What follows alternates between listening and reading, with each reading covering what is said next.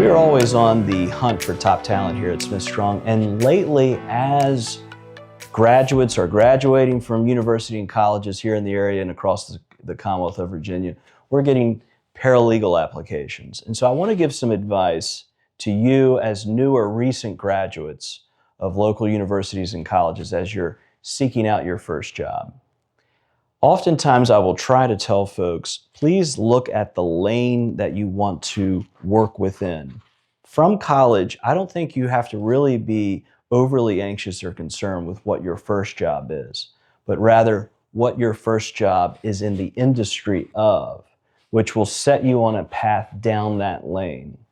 And so more important than figuring out how much the job will pay, what job you have, I want you to really nail down what industry, what lane you're trying to pursue, whether that's education or nonprofit or government or business or law or technology. Really aim for the lane that you're trying to be in, and then do anything, find anything within that lane that can get you started.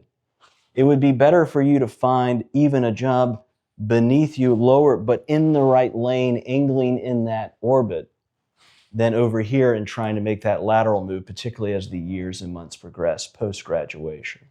And so I've met with a few paralegal interviews over the last few days, and it became abundantly clear that many of you out there that have graduates in your family or maybe graduating could really stand to hear that advice.